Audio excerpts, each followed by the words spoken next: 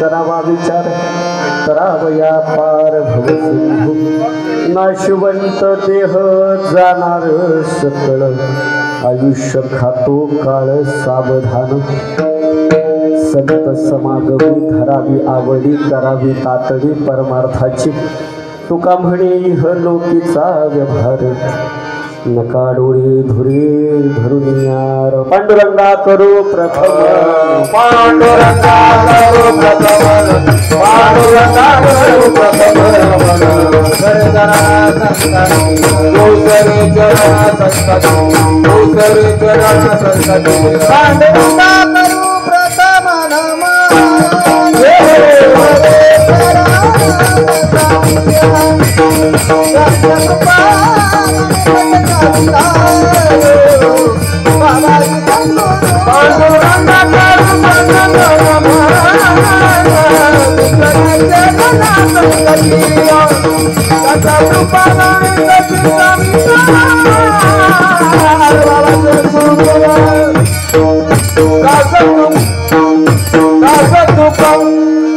करू प्रथम नमन दुसरे चरण संतांची त्यांच्या कृपादाने कथेचा विस्तारू बाबाजी सद्गुरु दास तुका विठ्ठल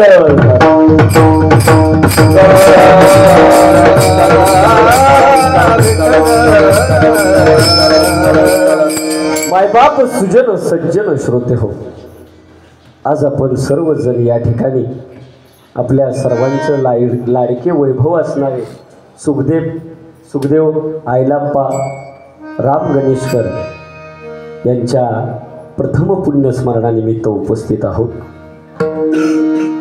आजचं हे फुलाचं कीर्तन आहे, पुण्यस्मरणाचं कीर्तन आहे आणि एका पुण्यात्म्याचं स्मरण करत असताना आपल्याही जीवनाला पुण्यवंत होता यावं, हा नाशवंत देह आपल्यालाही कळावा, हा नश्वर देह आपल्यालाही कळावा, यासाठी आजचं कीर्तन विठ्ठल.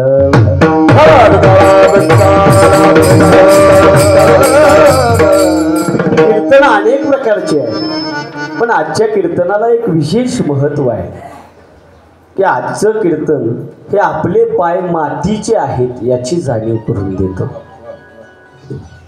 आजचं कीर्तन आपले पाय मातीचेच आहेत आणि आपण सर्वजण मातीतच जाणार आहोत हे सांगणार आहे विठ्ठल.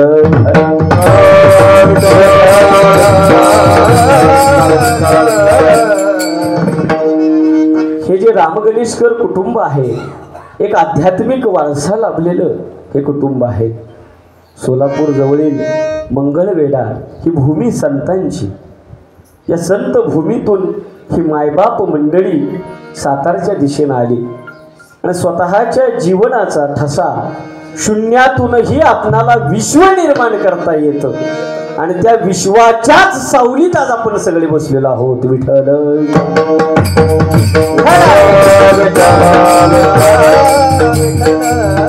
माणसाचा जन्म कशासाठी आहे? क्षणोक्षणी हाची करावा विचार. क्षणाक्षणाला विचार कर, हाच विचार कर. तुकोबाराय सांगतात, तरावया पार भवसिंधू. या भवसिंधू संसार रूपी सागरातनं जर तरायचं असेल तर क्षणाक्षणाला विचार कर. नाशवंत देह जाणार सकळ. हा देह नश्वर आहे, नाशवंत आहे. इथं बसलेला असा कुणीच नाही की त्याला यहलोकीचा व्यवहार नाही. इथं बसलेल्या प्रत्येकाला, इथं ऐकणाऱ्या प्रत्येकाला, जन्माला येणाऱ्या प्रत्येक सजीवाला जावंच लागतं मंडळी. नाशवंत देह जाणार सकळ. आयुष्य खातो काय सावधान. आजच्या या कीर्तना तरी माणसं सावधान व्हावीत. आयुष्य काळ खातय, पुढं काळ सरत चाललेला आहे. घड्याळाचा काटा थांबायला तयार नाही. तुकोबाराय प्रश्न देतात, हा नश्वर देह आहे, नाशवंत देह आहे, हा सकळ जाणार आहे, पण यासाठी काय कर? संत समागमी धरावी आवडी. संतांचा समागम धर, सत्पुरुषांच्या सानिध्यात द्या, सद्गुरूंच्या सानिध्यात जा. संत समागमी धरावी आवडी, करावी तातडी परमार्थाची. आता थांबू नका, तातडी करा. पण कशाची? परमार्थाची. तुका म्हणे इहलोकीचा व्यवहार. इथला व्यवहार ओळखायला शिका. इथं आलेला प्रत्येक जण एक ना एक दिवस जाणार आहे. तुका म्हणे इह लोकीचा व्यवहार. नका डोळे धुणे भरून या राहू. आता हे धुरानं भरलेलं डोळे ते बाजूला करा आणि निरपेक्ष दृष्टीनं खऱ्या अर्थानं जीवन काय असतं ते पहा. विठ्ठल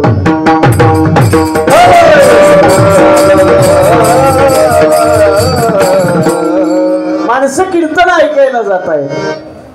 मग अशी सुंदर भजन झालं, माणसं भजन ऐकायला जात आहे. माणसं ज्या वेळेला चित्रपटाला जातात त्यावेळेला मागचं तिकीट काढतात. माणसं नाटकं करायला जातात, अर्थात नाटकाला जातात, तेव्हा पुढचं तिकीट काढतात. आता कीर्तनाला जाऊन माणसं कुठलं तिकीट काढतात हा एक संशोधनाचा विषय. विठ्ठल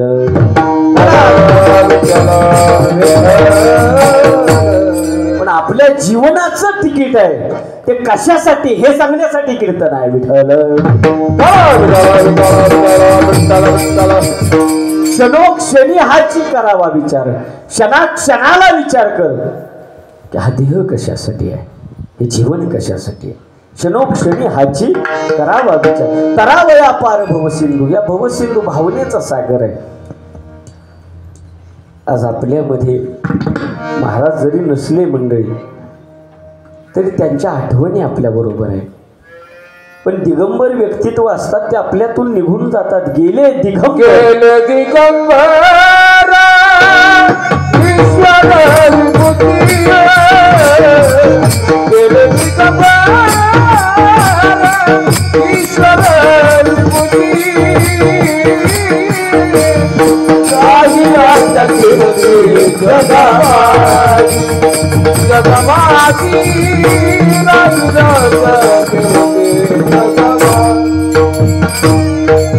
गेले दिगंबर ईश्वर विभूती,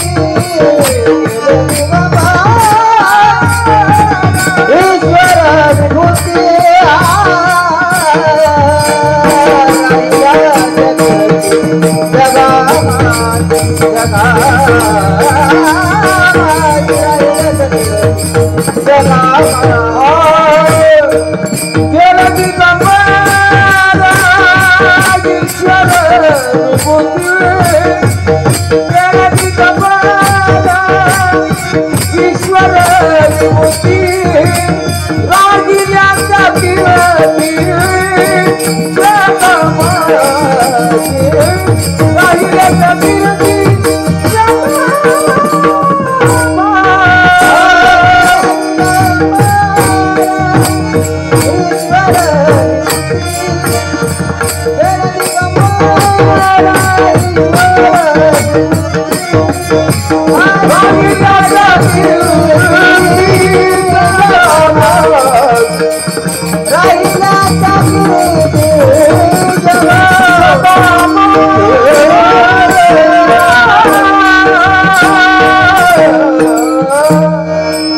दिगंबर व्यक्तित्व असतात. दिगंबर, दिघ म्हणजे 10 दिशा, पूर्व पश्चिम दक्षिण उत्तर आग्नेय वायव्य नैऋत्य ईशान्य. आणि अजून 2 दिशा कुठल्या तर एक कायमची वर जाणारी, आणि जर वर जायचं नाही कळलं तर कायम खाली घालणारी.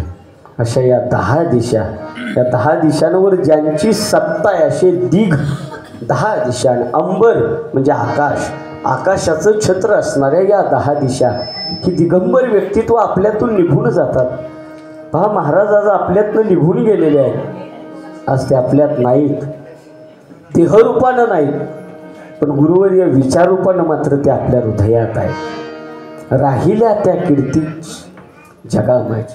क्षणोक्षणी हाची करावा विचार. क्षणाक्षणाला विचार कर की देह कशासाठी आहे. अरे आज आमच्या घरी लाकडं फोडा येशील का? का नाही? येतो की, येतो की. आज आमच्या घरी पाणी भरायला यायचंय तुला? हो हो येतो की. अहो त्यात कसला आलाय कमीपणा?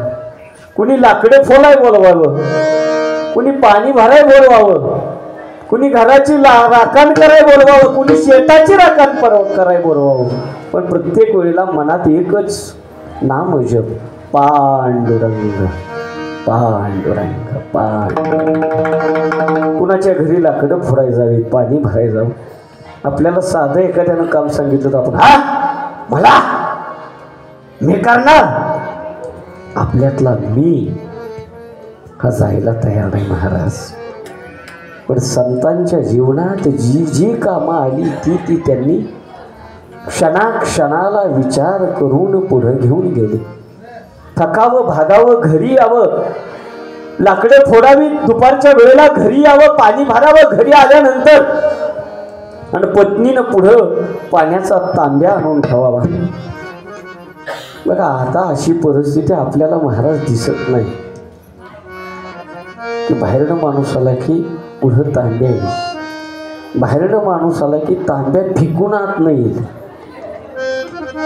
पण तांब्यात पाणी प्यायला नाही येणार. त्यांनी यावं थकावं. धनी अहो किती थकला असा, धनी किती थकला असा, किती घाम तुम्हाला आला. अगं सोयरे देह कधी थकतो का ग?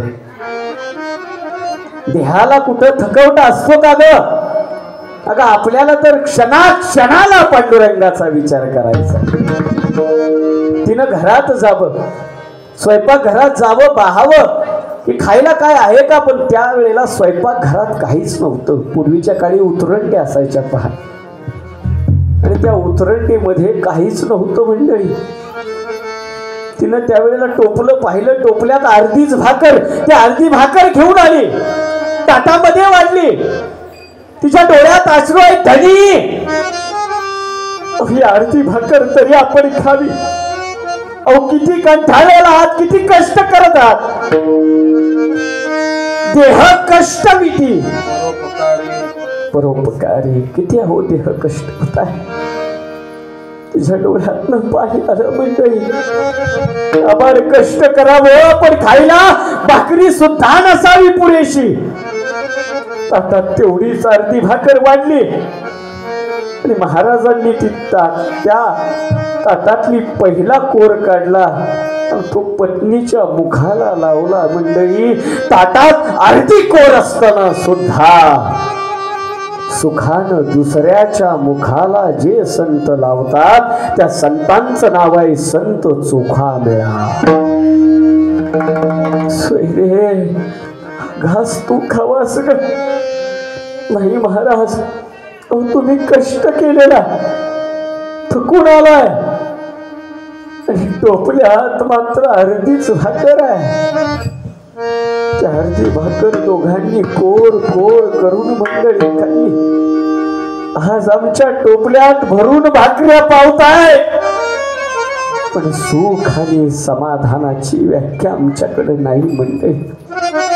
संतांच्या टोपल्यात कदाचित भाकरी कमी असेल पण सुख समाधान भरून पावत होत का सोयरे क्षणोक्षणी हाच करावा विचार तरावया पार भवसिंधू या भावनेच्या सागरातून तरण्यासाठी दोघं विचार करत होती पण झोप काय दोघांनाही येत नव्हती महाराज या कुशीवरून या कुशीवर या कुशीवरून या कुशीवर होत होते दोघांच्या डोळ्यातनं पाणी येत होत हो कार्तिक एकादशी आली आहे उद्या सकाळी आपण पंढरीला जाऊयात पांडुरंगाचं दर्शन घेऊयात सकाळ झाली दोघंही उठले आणि पाऊलं पंढरीच्या दिशेनं चालायला लागली पाबुले चालती पंढरीची वाट पाऊले चालती पंढरीची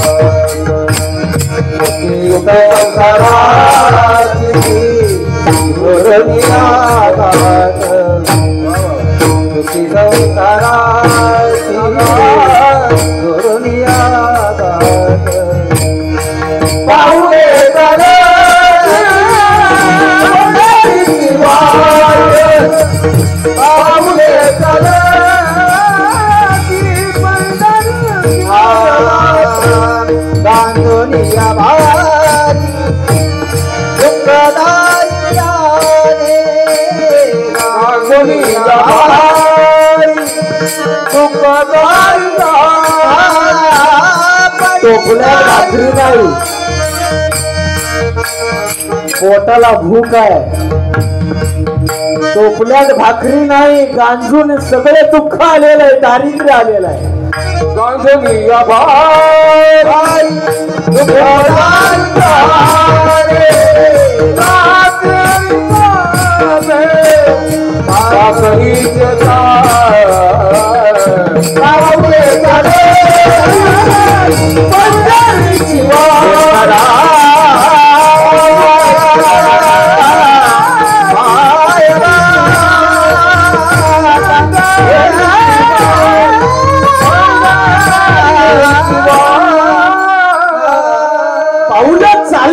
पंढरीच्या दिशेनं इतक्यात सोयराबाई ठेचकाल्या खाली पडल्या घळघळ रक्त व्हायला लागलं सोयरे लागलं का ग सोयरे लागलं का नाही महाराज देहाला कुठं लागतं का हो देहाला कुठं लागतं का मनाला लागतं पांडुरंगाचं दर्शन मिळाल्यानंतर सगळी भूक सरळ हो सगळी भूक सरळ दोघही पांडुरंगाच्या दारात आली आणि दोघांनीही डोळे भरून बाहेरूनच पांडुरंगाला पाहिलं त्या काळामध्ये अस्पृश्यांना मंदिर प्रवेश नव्हता आत यायला परवानगी नव्हती दोघांनी तिथूनच पायरीहूनच पांडुरंगाचं दर्शन घेतलं पांडुरंगा अरे माणसं माणसाला बाजूला करतात माणसं माणसाला बाजूला करतात पांडुरंगा पण आज तू सुद्धा आम्हाला दारातच थांबवलंस तिथंच नामदेवरायांचं कीर्तन चालू होतं सुखोबरायांचे गुरु नामदेव महाराज सुखोबराय हे नामदेवरायांच्या प्रभावळीतले संत नामदेवराय ज्ञानोबराय चोखोबराय ही एक समकालीन असणारे संत मंडळी आहे नामदेवरायांचं कीर्तन ऐकलं कीर्तन झाल्यावर सुखोबांनी नामदेवरायांच्या चरणावरती मस्तक ठेवलं मस्तक हे पायावरी या वारकरी संतांच्या महाराज महाराज भुकेनं व्याकुळ होऊन क्षणोक्षणी हाची करावा विचार या संसार रूपी सागरातून तरण्यासाठी ठेच लागली सोयरेला पण मुखात नाव पांडुरंगाचं लाकडं फोडत होतो पण मुखात नाव पांडुरंगाचं लोकांचं पाणी भरत होतो पण मुखात नाव पांडुरंगाचं देह विठ्ठल करून ही भावना या पांडुरंगाच्या चरणावरती ठेवली, पण नाही पांडुरंगानं मंदिरात घेतलं. ऐकलं होतं माणसं माणसाला लोटतात, पण आज देवानंही आम्हाला लोटावं. कुठलं हे अभाग्य महाराज. त्याला सांगतात चोखोबांना नामदेवराय, साक्षात पांडुरंग तुम्हाला दर्शन देतील. चोखोबा तो दयाळू आहे, कृपाळू आहे, मायाळू आहे. फक्त देह भान विसरून त्याच्या चरणावरती मस्तक ठेवा. तिथून चोखोबा आणि सोयराबाई घरी निघाल्या, पण क्षणोक्षणी हाची करावा विचार. घरी आले, झोपडीत झोपले. वास्तविक चोखोबारायांचं मूळ गाव हे बुलढाणा जिल्ह्यातले देऊळगाव राजा इथलं, पण पंढरपूरच्या वेशीचं बांधकाम चालू होतं. त्यासाठी चोखोबराय कुटुंबासह पंढरपूरच्या वेशीवरती आले. आणि आज ज्यांच्यासाठी पुण्यस्मरणाचं कीर्तन आपण करत आहोत ते सुद्धा व्यक्तित्व संत भूमी असणाऱ्या मंगळवेढा याच परिसरातलं मंडळी. त्या पांडुरंगाची क्षणाक्षणाला चोखोबरायांना आठवण येत होती. या कुशीवरून त्या कुशीवर, या कुशीवरून त्या कुशीवर होते. तळमळ तळमळ होतची आहे रामराया. पांडुरंगा तळमळ होते रे, तळमळ होते तुझ्या भेटीची. इतक्यात आवाज आला, चोखोबा चोखोबा चोखोबा, उठा उठा चोखोबा, उठा चोखोबा. साक्षात चोखोबराय पुढे पाहतात तर पांडुरंग झोपडीत यावा. पांडुरंगा पांडुरंगा, माझ्या झोपडीत पांडुरंगा तू आलास. माझ्या झोपडीत, माझ्यासारख्या गरीबाच्या, अस्पृश्याच्या, दीन दुबळ्याच्या झोपडीत पांडुरंगा आला. धावत पळत जावं आणि पांडुरंगाच्या चरणावरती मस्तक ठेवा. सोयरे सोयरे, बघितलंस का? अगं ज्याच्या दारात आपण उभं राहिलो तो आज आपल्या घरात आलेला आहे.